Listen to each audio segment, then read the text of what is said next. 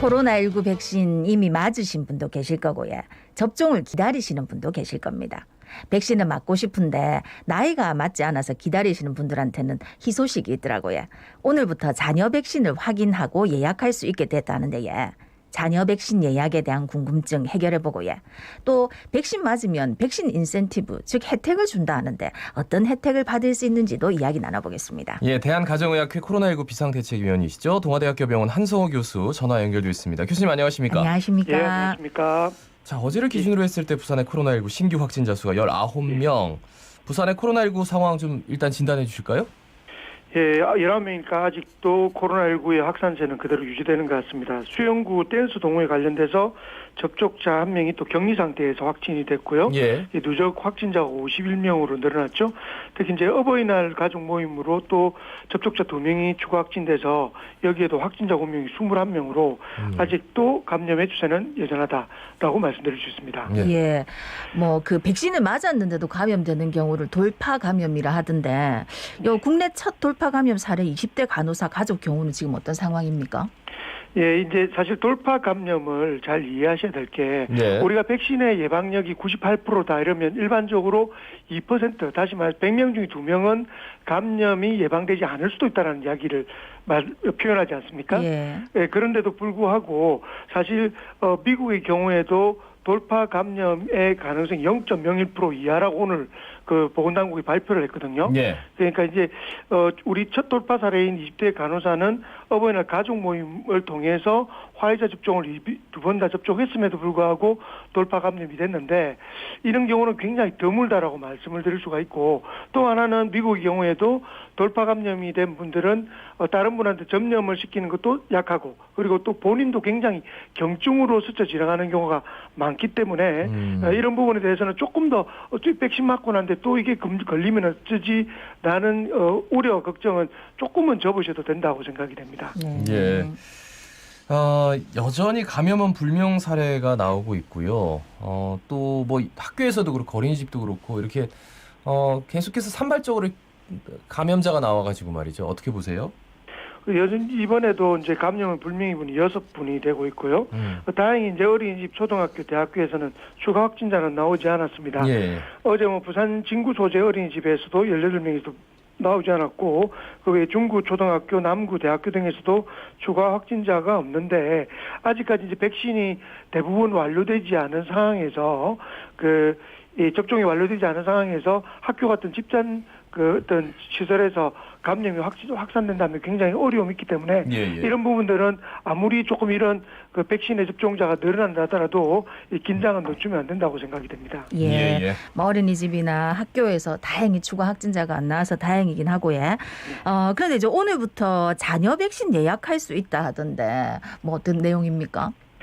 예, 오늘 1시부터 스마트폰으로 이제 코로나19 아스트라제네카 백신을 노쇼라고 하죠. 예약을 했는데 몸 컨디션이 좋지 않아서 못 오시거나 또는 특정한 사정으로 오지 못하는 분들이 백신의 어떤 이제 소모되지는 것을 막기 위해서 당일 예약해서 접종할 수 있게 되었습니다. 전국에서 이제 65세에서 74세 고령층 예방접종이 오늘 시작되지 않습니까? 그렇죠. 대기 물량을 줄여야 되는데요. 개봉 후 보통 아스트라제네카 백신은 6시간 이내 사용해야 됩니다. 그럼 이 시간을 넘기면 폐기를 할 수밖에 없어서 이런 예약자가 오지 않으면 당일 예약을 받아서 이런 폐기되는 백신을 최대한 줄이자는 의도입니다. 예.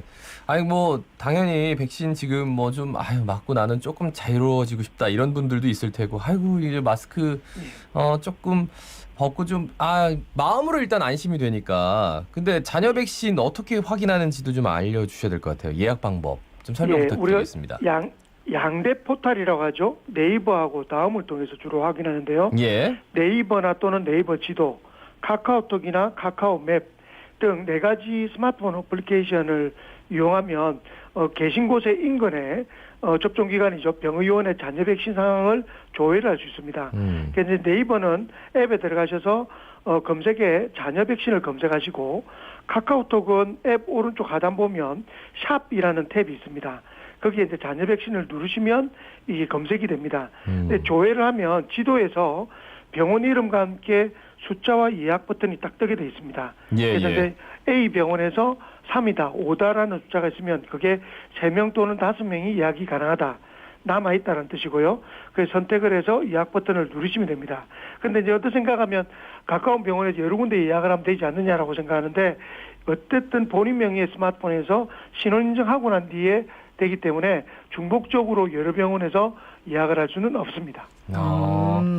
저도 지금 해보려고 하는데 말씀 들어서 이렇게 클릭했는데 전 잘 안 되네요. 그냥 오, 자녀 한시. 백신 치시면 되겠어요. 예. 자녀 백신. 예. 그러니까 예전에 저희 마스크가 처음에 이제 공급이 부족했을 때 약국마다 이런 거 다 찾아가지고 하셨거든요. 지도 딱 들어가가지고 아마 그때를 생각하시면 오후부터 오늘 가능하다니까 아마 충분히 되실 것 같은데 그런데 자녀 백신 예약할 수 없는 경우도 있다면서요? 이번에 접종하는 백신 자체가 아스트라제네카 백신입니다. 예. 그 아스트라제네카 백신은 아시다시피 30대 미만은 현재 접종할 수 없는 백신이기 때문에 예. 이런 경우에는 예약할 수 없고요. 그리고 또 예약자가 이미 벌써 예약 접종을 한 차례 이상 했을 때도 예약 불가가 됩니다. 그리고 그러니까 예약한 곳에서 맞게 된다는 거죠. 그리고 병원의 영업 시간이 30분 이내로 이제 곧 이제 영업을 종료할 경우에도 새로 예약을 할 수는 없습니다. 그리고 이제 2차 접종은 1차를 만약에 그 병원에서 자녀 백신으로 맞게 되면 똑같이 11주 정도 뒤에 같은 요일에 1차 접종을 받은 의료기관에서 받는 것이 원칙입니다. 이런 부분에 대한 안내는 나갈 것이고요. 그리고 접종 만약에 2차는 다른 곳에서 접종을 해야 될 것 같다라고 하면 접종 예정일 한 달 전부터 코로나19 사전 예약 시스템에 접촉하면 이 병원도 바꿀 수 있다라고 알려져 있습니다. 그렇군요. 하여튼 저 자녀 백신 1991년생을 포함해서 이전에 태어나신 분들은 요거 저 백신을 예약할 수 없다고 나오네요. 예, 그렇습니다. 정말 주목할 만한 게 어제 그 7월부터 코로나19 백신 그 1차 접종 완료한 사람들은 야외에서 마스크 쓰지 않아도 된다. 이 외에도 뭐 여러 가지 달라진 수칙들이 이렇게 발표가 되면서 굉장히 좀 눈길을 끌었는데 자세한 내용 좀 짚어주실까요? 예, 이제 이런 부분들은 뭐 저도 굉장히 고무적으로 생각을 하는데요. 뭐 외국의 이제 이스라엘이나 이런 여러 기타의 나라들에서 마스크를 벗고 이제 콘서트를 즐기고 하는 코로나 이전의 상태 일상으로 돌아가는 걸 보고 굉장히 그 어떤 부러움을 느끼는 분도 많으셨을 겁니다. 저희도 이제 1차 접종을 하고 나면 다음 달부터 1차 접종하고 난 뒤에 2주가 지나면 8명 이상의 직계 모임을 할 수 있다라고 1단계 발표를 할 수 있고요. 그리고 이제 이 단계에서는 만약에 8명뿐만 아니라 더 많은 사람들이 만약에 접종을 하게 된다면 최대 뭐 13명까지도 모을 수 있다고 돼 있어서 추석 연휴에는 더 많은 가족들이 모을 수 있을 예정을 할 수 있을 것 같습니다. 그리고 두 번째는 국민의 4분의 1 정도인 1,300만 명이 맞는 1차 접종을 마칠 뒤에 되는 7월 이후로는 훨씬 더 완화가 돼서 새로운 거리두기 체계가 좀 적용될 예정인데요. 이제 이렇게 되면 보통 지금까지는 4명 이내의 사적 모임의 기준에서 접종을 완료한 분들은 이제 이런 자유롭게 사적 모임을 할 수 있다라고 되어 있고요. 다중 이용 시설이나 종교 활동에서도 훨씬 더 자유로워집니다. 그래서 이제 1차 접종 완료자는 1차 접종을 하신 분들은 실외 시설을 이용하거나 카페, 식당 등의 다중 시설을 이용할 때도 인원 기준에서 제외됩니다. 그리고 접종 완료자는 실내 시설을 이용할 때도 인원 기준에서 빠지게 됩니다. 마지막으로 9월에 그 국민의 3,600만 명의 접종을 마친다면 실내외 거리두기의 대부분의 것들에서 일상을 회복하는 방향으로 논의를 되고 있습니다.